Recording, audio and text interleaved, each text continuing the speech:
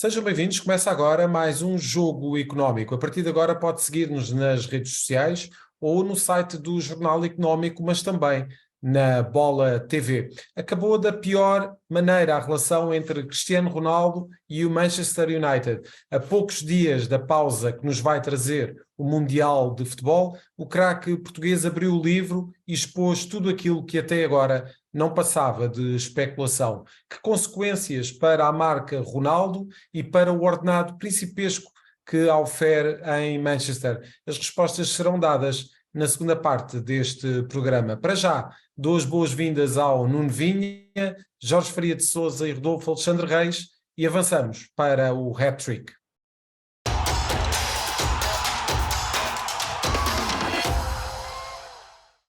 Como sempre, lançamos os 3 números que marcaram a semana. Rodolfo, vamos começar por fazer contas ao dinheiro que a UEFA paga aos clubes portugueses através do Fundo de Solidariedade. Antes de mais, cumprimentar-te a ti, ao Jorge Faria de Sousa e ao Nuno Vinha, e são 6,2 milhões de euros. Foi quanto este fundo do organismo presidido por Alexander Ceferin pagou aos clubes da Liga Portuguesa uma verba superior à da temporada 2020-21, que tinha sido de 4,5 milhões de euros.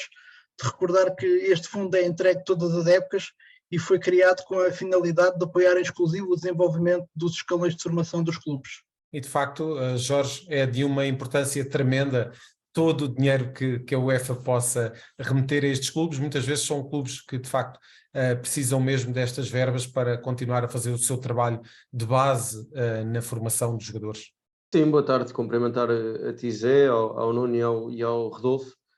Obviamente que são verbas importantes, isto se forem mesmo canalizadas para os escalões de formação e para o desenvolvimento dos escalões de formação. Olhamos para a realidade do futebol português e já o temos vindo a dizer, quer eu, quer o Nuno, aqui no jogo, que é extremamente importante que, sobretudo, as equipas de segunda linha, até por via de questões do ranking da UEFA, sejam cada vez mais competitivas. E eu acho que o futebol português só será competitivo com uma maior aposta e melhores condições também para o futebol de formação. E, portanto, isto está tudo interligado. E, portanto, obviamente que é um valor, sobretudo para os clubes de menor dimensão, será um valor importante e assim possam também esses clubes dar mais condições e melhores condições aos jovens dos seus escalões de formação para que possam desenvolver-se, evoluir e chegar às equipas principais e depois, obviamente, no topo da pirâmide tem que haver um treinador e uma direção e, sobretudo, um departamento de futebol que olhe para a formação desta forma que temos vindo aqui a defender,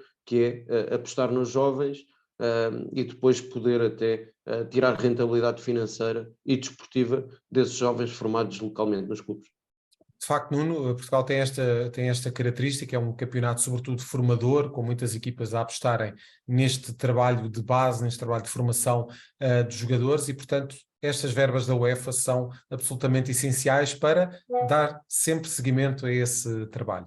Boa tarde em primeiro lugar a toda a gente, Zé Carlos, Rodolfo e Jorge. Há aqui uma questão também, na verdade o futebol também é uma das modalidades que é mais, que existe mais nas pequenas localidades, em detrimento também de outros desportos que são mais difíceis, são mais caros de praticar e, portanto, às vezes é também o último recurso que o clube da vila ou que o clube da localidade tem, é pôr os miúdos a jogar futebol, o que é um trabalho, toda a gente sabe que o desporto em idade escolar é fantástico para as crianças, é fantástico para criar disciplina, é fantástico para criar valores também, quando são bons valores. E portanto esta verba que vem da UEFA, vem da UEFA, da FIFA, desculpa, da UEFA, não é? Da UEFA é obviamente bem-vinda e há um outro ponto, quando existir a tal clearing house, pode ser, pelo menos pelos dados que têm sido falados pelas próprias pessoas que querem fundar e fortalecer essa clearing house, estes valores vão ser maiores ainda, porque vai ser mais fácil cobrar por todas as transferências que são feitas e que algumas se calhar não contam nestas verbas que aqui estão. De qualquer maneira, obviamente é para a formação que os nossos clubes portugueses têm, todas estas verbas são obviamente bem-vindas como pão para a boca. Já estamos a poucos dias do início do Mundial do Qatar de 2022 E Rodolfo, ainda não começou a competição, mas ao nível, há um aspecto particular em que Portugal já é campeão do mundo. Exatamente, a seleção portuguesa é aquela cujos jogadores têm mais minutos disputados esta temporada. De todas as 32 seleções do Mundial, são 30.986 minutos que os 26 convocados de Fernando Santos levam nas pernas, por assim dizer, para o Mundial do Qatar. Se olharmos, por exemplo, ao Brasil, que é a segunda seleção, são 1000 minutos a mais que a seleção portuguesa tem, e se formos então comparar com o país anfitrião, o Qatar, que praticamente para o campeonato para se focar só apenas neste Mundial, são apenas 2150 minutos. E de facto, Nuno, temos aqui um aspecto que pode se calhar funcionar de uma forma prejudicial ou talvez de uma forma benéfica. De um lado temos aqui uma equipa muito rodada e com muita competição, mas por outro esse aspecto pode revelar-se decisivo em algum cansaço dos seus atletas. Onde é que apostarias mais as fichas?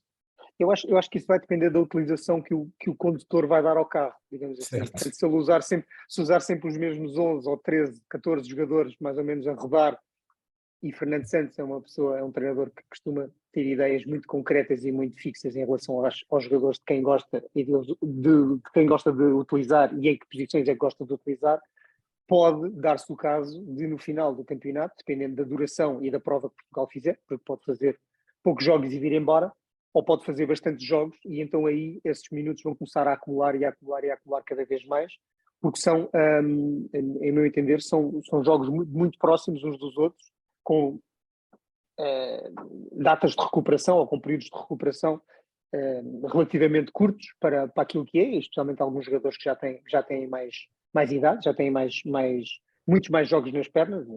Eu estava a pensar no Pepe com 39, estava a pensar no Ronaldo com 37, são jogadores que... Bom, o Ronaldo nem sequer está muito... Devem ser os menos utilizados esta época. É isso que eu estava a dizer, o Ronaldo não deve ser dos mais utilizados, portanto é assim que está na situação em que está no Manchester United e é por causa disso. Mas vai depender, como eu dizia, daquilo que seja a utilização de Fernando Santos, dos jogadores, se ele vai rodar ou não vai rodar. É aí que vamos perceber se ele vai dar realmente a oportunidade a alguns dos jovens valores que chamou para a seleção, se é mesmo só para estarem lá a aquecerem o banco ou se é mesmo para jogarem minutos suficientes. Eu recordo que o homem da polémica de que não quer ir à seleção foi o Rafa, no Euro 2016, quando toda a gente disse, nós ganhámos esse campeonato e o Rafa também foi campeão. Ele jogou 1 minuto contra a Áustria, no último minuto de jogo contra a Áustria. 1 minuto. E, portanto, é isto. Jorge, isto vai funcionar a nosso favor ou nem por isso? Olha, só para dizer que, em primeiro lugar, tenho aqui um cromo para troca, entre aspas, com o Nuno. O Pedro Gonçalves também foi ao Mundial 2020, tinha sido o melhor marcador e somou 0 minutos no Europeu. E, portanto, é uma incógnita a perceber, mas agora respondendo um bocadinho mais fica por saber se o Pedro Gonçalves teria dito que não à seleção depois de ser convocado, assim, não? Ou antes de ser, não sei. Isso nunca se saberá. Isso nunca se saberá, exatamente. Eu acho obviamente que é uma incógnita, até olhando em perspectiva desta época desportiva, porque muitos jogadores chegam a este período de interrupção para o Campeonato do Mundo com mais de 20 jogos disputados. É uma enorme sobrecarga física, muito desgaste mental, muito pouco tempo até para os próprios treinadores dos clubes trabalharem com as suas equipas. E o mesmo vai acontecer com a Seleção Nacional.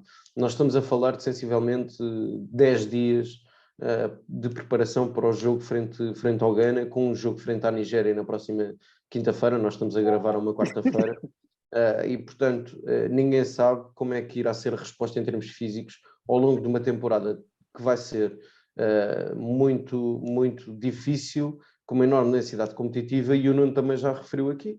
Há um dado que é relevante, que é perceber que tipo de utilização é que os 26 vão ter, porque pode levar a haver mais desgaste, pode haver uma renovação de jogo para jogo, até porque os jogos têm um período de recuperação muito curto e pode haver essa necessidade. Agora depende muito de que tipo de gestão é que o próprio Fernando Santos irá fazer da equipa no decorrer do Campeonato do Mundo, sendo que, e volto e termino como comecei, acho que esta época, em termos de número de lesões e desgaste dos jogadores, vai ser uma absoluta incógnita, sobretudo olhando para a segunda metade da temporada, no pós-mundial para os clubes. Acho que vai ser um grande desafio, porque depois retoma, como sabemos, as competições europeias e as ligas domésticas e as competições domésticas, e vai haver muitos clubes a jogar de 3 em 3, de 4 em 4 dias novamente, e isso vai ser uma época extremamente exigente. Passamos então para o terceiro e último número deste hat-trick, Rodolfo. Que é o valor que se estima que vai custar precisamente este Mundial do Qatar.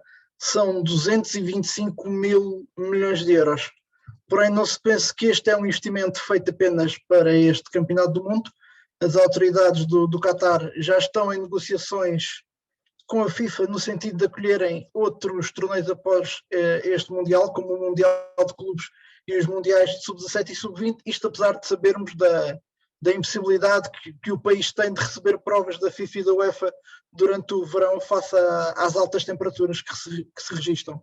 Bom, isto levava-nos muito longe, Jorge, e sobretudo se trouxéssemos aqui para cima da mesa o documentário sobre a FIFA que está na Netflix, que eu por acaso já acabei de ver todo e de facto poderemos falar nele numa próxima edição do Jogo Económico, mas para já o valor deste Mundial mais caro de sempre, Jorge. Sim, é um absurdo, sobretudo olhando para a construção de infraestruturas, mas sobretudo, muito mais importante que isso, é a questão que tem vindo a ser negada pelos responsáveis da organização e do Qatar relativamente ao número de mortes em construção de infraestruturas, e eminentemente estamos a falar de imigrantes que se deslocaram para o Qatar para cumprir, para trabalhar nestas obras de construções, seja de estádios, seja de hotéis.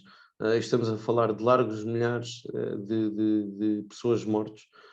E, portanto, obviamente isso é um dado muito relevante. Depois há muitas outras questões envolvendo este Campeonato do Mundo e que tem havido essa discussão mais recentemente, que me parece que neste momento ter esse tipo de discussão já é um pouco inócuo, porque o que deveria ter acontecido era que com a admissão de Blatter e de Platini deveria ter a FIFA, e com uma nova configuração do Comitê Executivo, deveria ter havido uma atribuição deste Mundial, na altura, à melhor organização, que era dos Estados Unidos, como sabemos, de resto defendida por Obama, por Clinton, etc.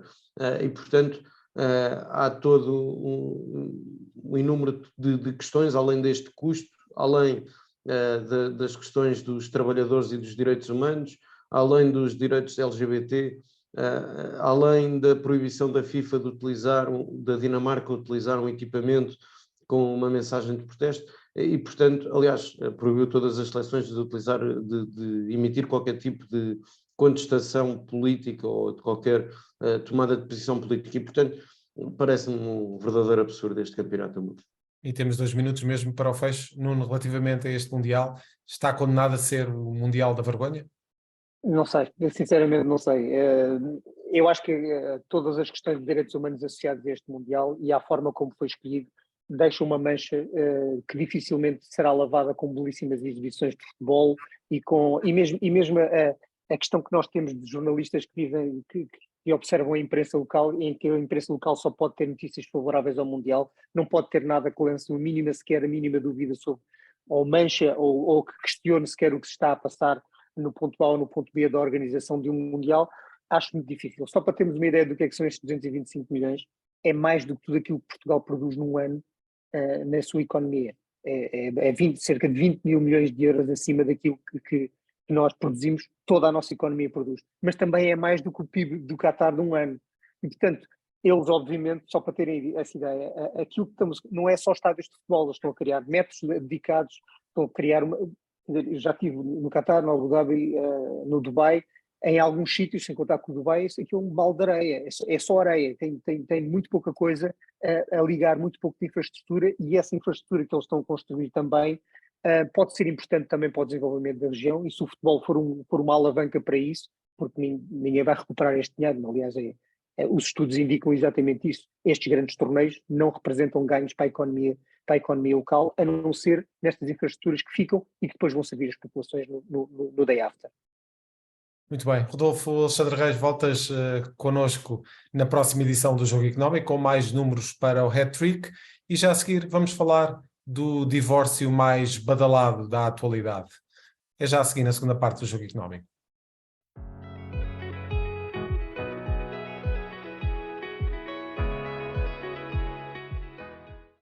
Estamos de volta para a segunda parte deste jogo económico. Por estes dias assistimos ao final daquela que era uma das mais bonitas histórias de amor do futebol moderno. Cristiano Ronaldo fechou com estrondo a porta de saída do Manchester United. Resta saber que futuro para o craque português e que fatura terá que pagar para ter o passe na mão. Juntam-se a nós Luís Cassiano Neves, é sócio fundador da 14 Sports Law, e Francisco Empis, consultor de comunicação. Juntam-se ao Nuno Vinha e ao Jorge Faria de Sousa, que vieram da primeira parte, para então debater aquele que é o assunto do momento. Começo precisamente pelo Luís Cassiano Neves. Luís, mais uma vez, muito obrigado, é um regresso ao jogo económico, para comentarmos aqui um pouco os contornos daquilo que é...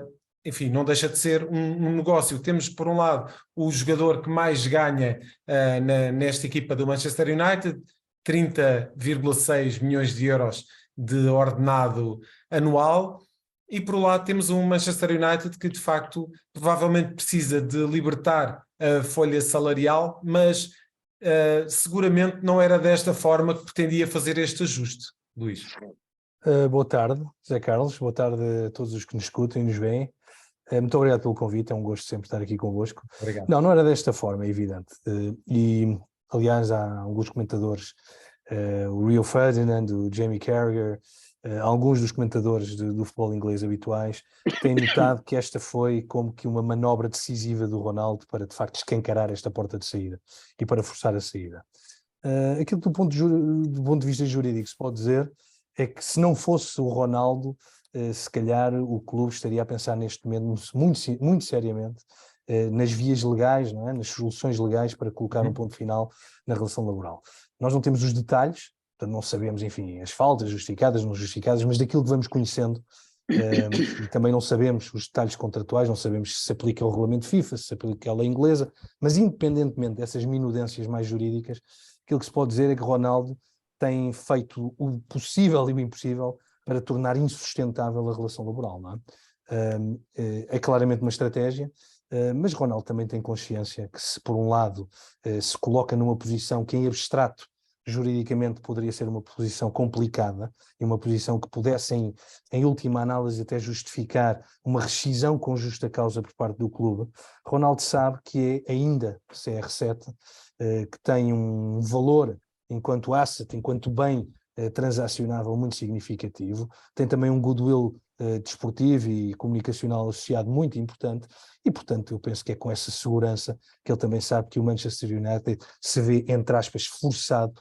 a encontrar uma solução negocial e não jurídica para a sua saída, e é por isso que nos parece que, enfim, como tantos e tantos observadores identificaram, esta terá sido uma jogada final, um checkmate de Cristiano Ronaldo para forçar a sua saída e ir, e no fundo, conjuntamente com a sua equipa de suporte, encontrar soluções, lá está, que não jurídicas, mas sim negociais para o seu próximo passo.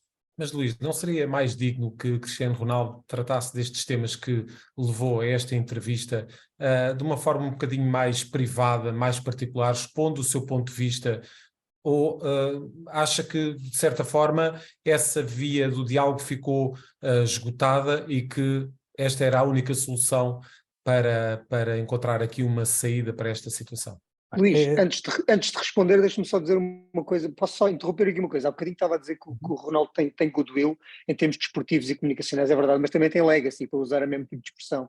Tem uma legacy, ou seja, tem um conjunto todo de situações anteriores no Real Madrid, na Juventus e noutros locais e noutras circunstâncias, é verdade, e num outro momento de forma e com uma outra performance associada, que também vão estar em causa agora. Era só isso que eu gostava também de introduzir na pergunta, desculpe.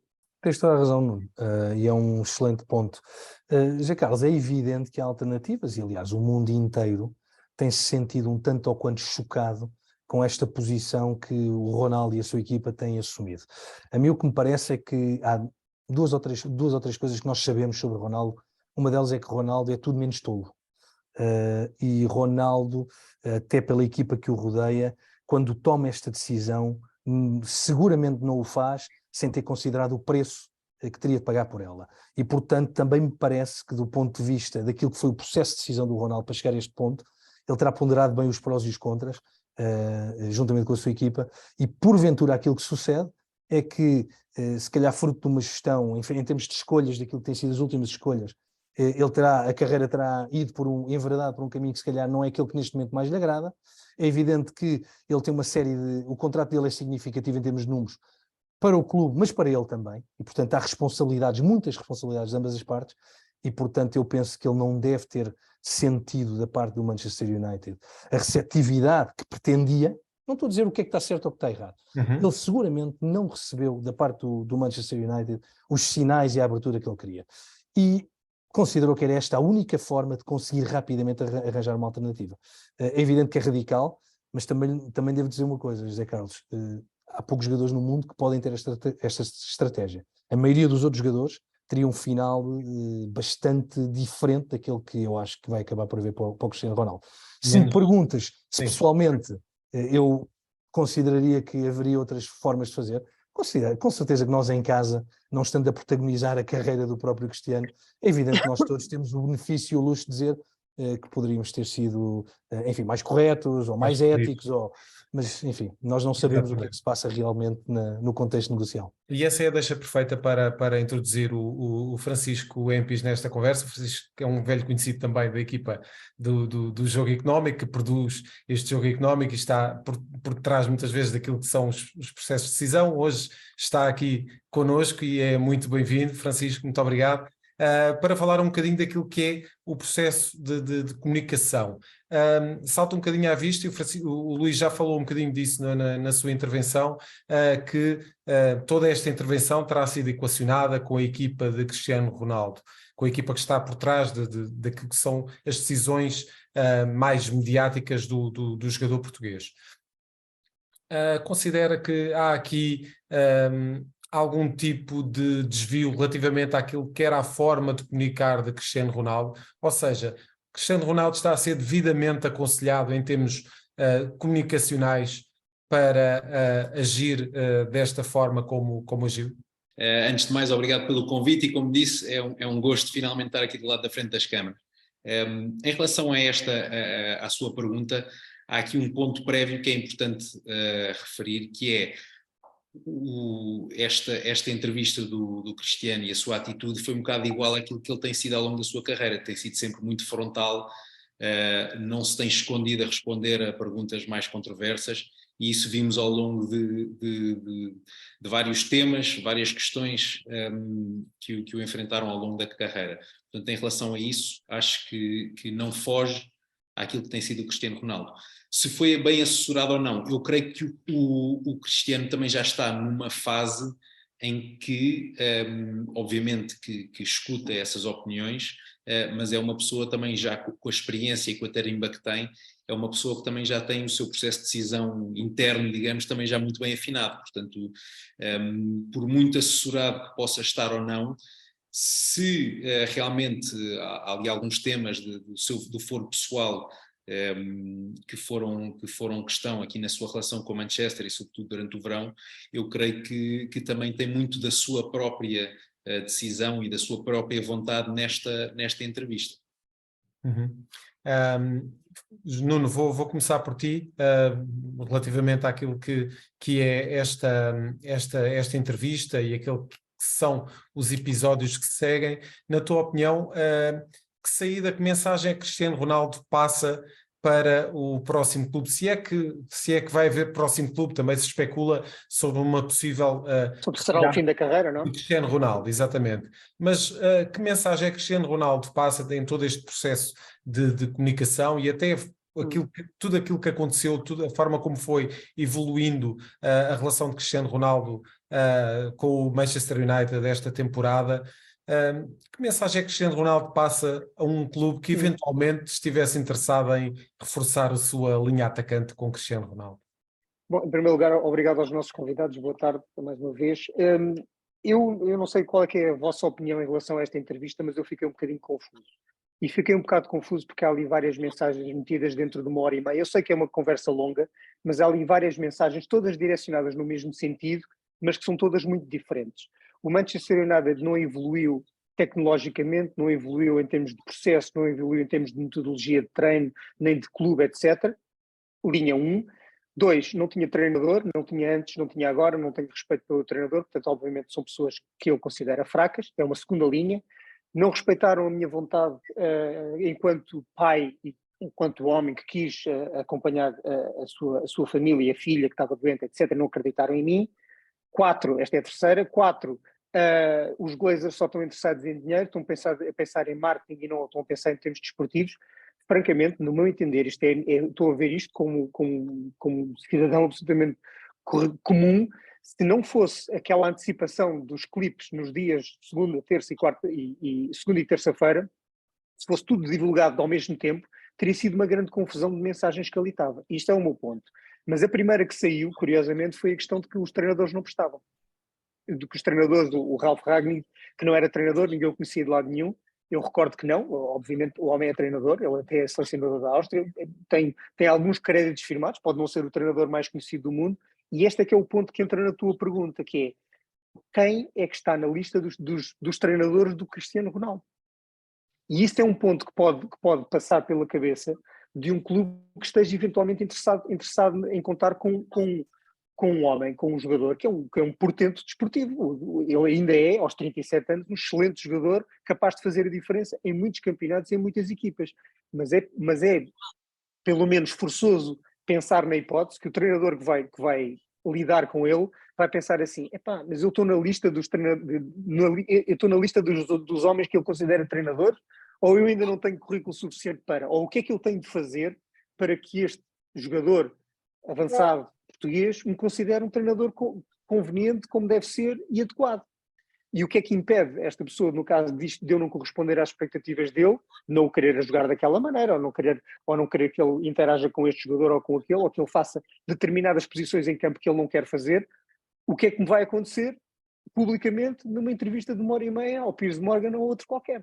E, portanto, eu acho que isto é um ponto, pelo menos, de dúvida, que pode assolar algumas equipas. É claro que há outras que dirão, não, eu sou capaz de lidar com este homem como lidei com outros jogadores igualmente complicados, porque, quer dizer, jogadores de alto nível que não tenham um ego muito maior do que aquilo que é o comum dos cidadãos, então, quer dizer, então também eles precisam, naquele ar tão rarefeito lá em cima, precisam dessa camada de autoestima extra para poderem, às vezes, executar o que fazem sob grande pressão. Portanto, os treinadores também têm esta mentalidade e sabem como lidar com estas pessoas. Portanto, eu acho que alguns sim, outros vão ter a dúvida sobre se o conseguem controlar e se conseguem fazer dele aquilo que querem.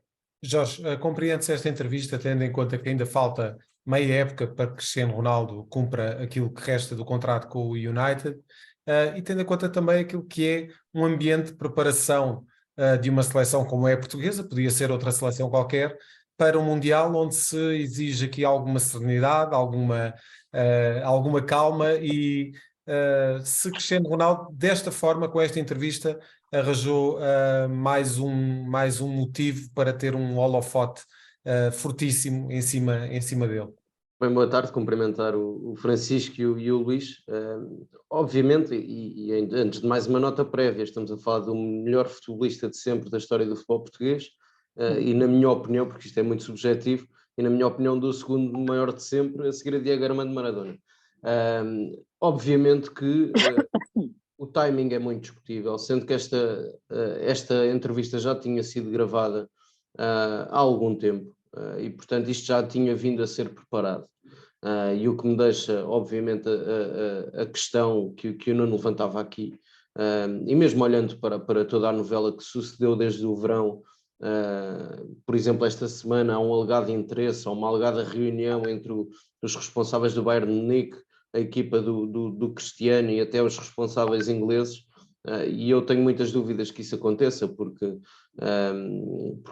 o próprio Oliver Kahn já tinha vindo negar no final do verão, e eu acho que o que aconteceu no verão foi um choque de realidade para o Cristiano, foi perceber que já não tem provavelmente o mercado que tinha, independentemente de me fazer muita confusão como é que Erik ten Hag, que era um treinador, na minha opinião, que até se podia ajustar ao projeto do United, na medida em que fez um grande trabalho no Ajax, reconstruiu 3 vezes a equipa, levou o Ajax a títulos consecutivos, levou o Ajax a uma meia-final da Liga dos Campeões, se bem nos recordarmos, e também a uma final da Liga Europa. A verdade é que não percebo como é que trata Cristiano Ronaldo desta forma, do ponto de vista de gestão de balneário, quando o Cristiano, na última temporada, fez 25 golos, foi considerado o melhor jogador do United por parte dos adeptos dos Reds, e portanto faz muita confusão nesse aspecto. Agora, obviamente que Cristiano hoje, ao dia de hoje, independentemente de questões jurídicas que se possam vir a levantar como consequência desta entrevista, Cristiano Ronaldo ao dia de hoje é jogador do Manchester United. Agora, resta perceber em que medida é que algum clube, primeiro algum clube com um treinador e um clube com a dimensão suficiente para receber Cristiano Ronaldo. Porque a grande questão é essa, porque mesmo outro dos clubes que foi especulado na altura foi o Nápoles, e eu muitas vezes tenho dito isso. Olhamos para a política desportiva do Nápoles e não me parece que uma contratação de um jogador como Cristiano se encaixasse, porque o Nápoles viu sair duas das principais figuras nos últimos 15 anos da equipa do sul de Itália, que foram Mertens, o internacional belga, e o Insigne, e portanto não percebo como é que encaixaria para deixarem sair duas das principais figuras do Nápoles, entre as quais o capitão de equipa, para depois ir recrutar um ponta de lança, obviamente extraordinário, volto a dizer, o melhor futebolista de sempre da história do futebol português, mas ainda assim com 37 anos. E, portanto, parece-me que não será fácil para a equipa liderada por Jorge Mendes, acredito eu, encontrar um clube para o futuro do Cristiano. E acho que se pode começar a colocar em causa uma eventual despedida até no âmbito do Campeonato do Mundo, não sei. Mas também acredito que quem venha dar esta entrevista não é com o intuito de terminar a carreira no Mundial. E, portanto, há muitas dúvidas em torno de toda esta novela. Acredito que o balneário da seleção vai estar imune a isto. Agora, obviamente que o timing é muito discutível, até porque o mercado só vai abrir dia 1 de janeiro, e estamos ainda a meados de novembro, e como tal, estamos a falar de uma novela que irá durar pelo menos mais um mês e meio. Estamos já mesmo no final desta segunda parte do jogo económico. Francisco, eu ia pedir uma resposta muito rápida a uma situação que aconteceu por estes dias. Foi um aumento do número de seguidores de Cristiano Ronaldo no Instagram. Isto mostra que há aqui algum voyeurismo, ou Cristiano Ronaldo está a ganhar ainda mais tração nas redes sociais? Era isso mesmo que eu queria dizer, e realmente isso prova um pouco que, como creio que o Nuno disse, o Ronaldo tem legacy, mas também já se provou que consegue ultrapassar conseguiu ultrapassar casos bem mais graves do que este, como o caso da Catherine Mayorga ou do Fisco Espanhol, conseguiu ultrapassá-los e com a sua imagem mais ou menos intacta e ainda a fortalecer. E eu creio que essa notícia, que foi meio milhão em 2 dias, creio eu, no seu Instagram, prova um pouco isso. E entroncando aqui no que o Jorge disse, o Cristiano, hoje em dia, para o seu próximo clube, valerá não só pela parte desportiva, como também pela parte de imagem, não é? E, portanto, acho que esse pequeno indicador pode ser visto como uma prova de que o fator marca e o peso da marca Cristiano não sai beliscado. Não deixa de ser, creio eu, um erro, a forma como o fez, até porque não nos podemos esquecer que os adeptos, em geral, são dos clubes, mas depois, olhando para o Cristiano e outros jogadores que estão num patamar semelhante, para mim ele está num patamar só dele, mas em patamares semelhantes, que são ídolos e que realmente extravasam a dimensão de clubes, de seleções, etc., por terem um seguimento mundial quase, ou em muitos casos maior do que as equipas que representam. Mas, Francisco, só deixando uma pequena provocação, eu acho que com todos estes episódios, desde o início da temporada, tenha ele razão ou não, ou tenha a Denag razão, ou tenha o clube, isso por acaso não é relevante. Eu acho que, de certa forma, aquela imagem de ultra profissional que todos nós tínhamos, todos os adeptos do futebol mundial tinham do Cristiano, acaba por cair um pouco por terra. E essa é a minha grande questão no meio disto tudo, relativamente à imagem dele.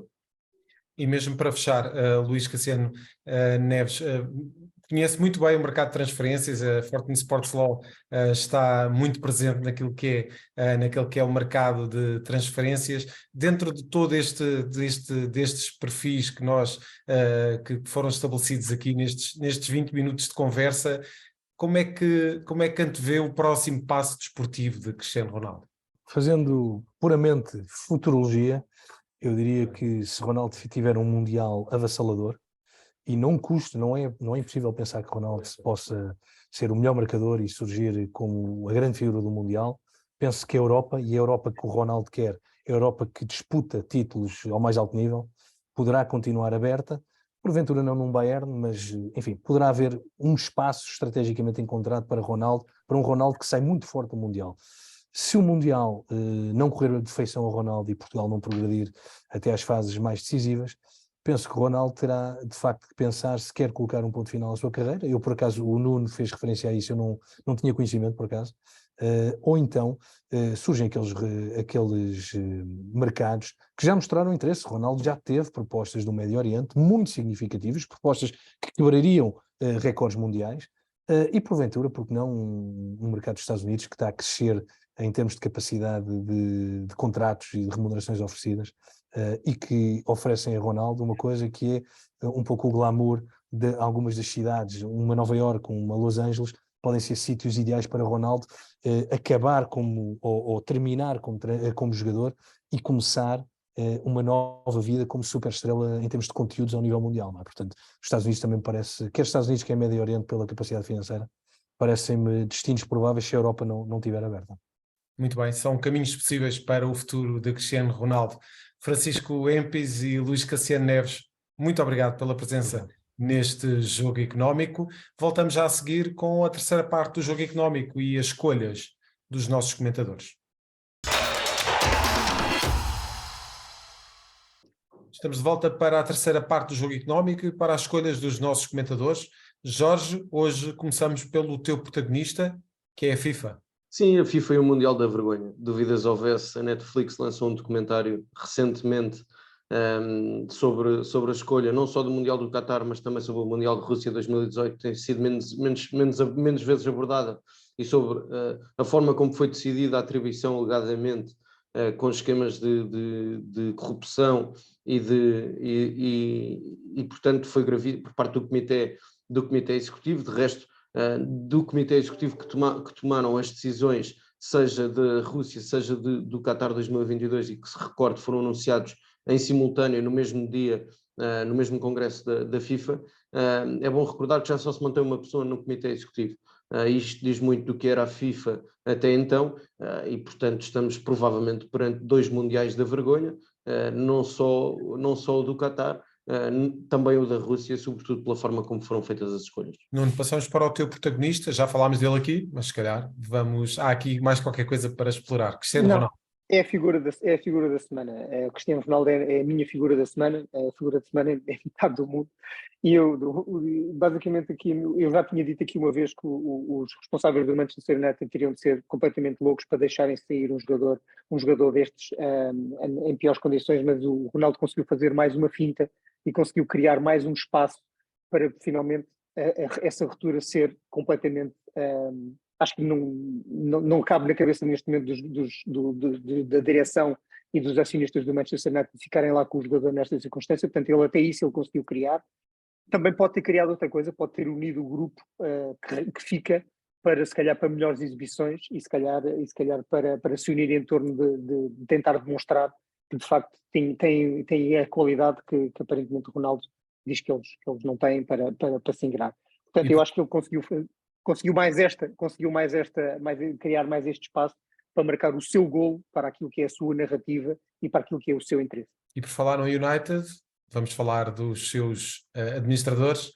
O teu número é o 6. Sim, o meu número é o 6. É o número de vezes os irmãos Glazer, que estão criticados nesta entrevista como sendo homens que não percebem nada de desporto e que só se interessam pelo marketing.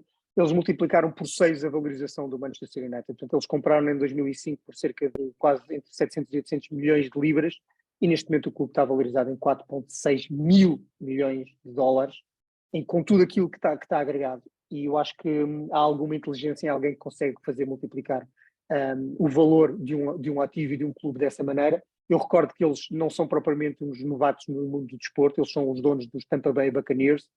Por acaso ganharam a Super Bowl, o maior evento desportivo do mundo em 2021, com um jogador que também era uma mega estrela e que quis sair do clube onde estava, que era da equipa onde estava, que era os Patriots, que é o Tom Brady. Portanto, enfim, eles alguma coisa estão a fazer de bem. se eles estão interessados só em marketing ou não, eu acho que nenhum empresário, ou melhor, todos os empresários sabem que não conseguem valorizar nada se não conseguirem ter o produto associado a essa empresa bem posicionado e assertivo. E o produto de uma equipa de futebol é o seu resultado desportivo.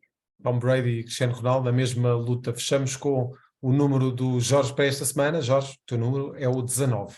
Sim, é o 19, são 19 jogadores convocados para o Campeonato do Mundo, provenientes da Liga Portuguesa, e eu, se quisermos, até destacaria além, obviamente os 3 grandes estão em maioria, o Sporting com 4, o Porto e o Benfica com 6 cada um. Destacaria também o facto do Chaves ter um internacional que ajudou o Canadá a participar pela segunda vez na história do futebol canadiano num campeonato do mundo, e é o Steven Vitória, o próprio Braga que leva 2, leva o Ricardo Horta e Racic, e portanto claramente um bom sinal para uma liga que é considerada, quando olhamos para as ligas do top 5, quase como periférica. A verdade é que é um número ainda significativo relativamente ao número de jogadores que Portugal, ou que a Liga Portuguesa, coloca no Mundial. Muito bem. Jorge Faria de Sousa, Nuno Vinha, muito obrigado pela presença neste jogo económico. Voltamos para a semana sempre com os números que contam dentro e fora das 4 linhas. Até para a semana.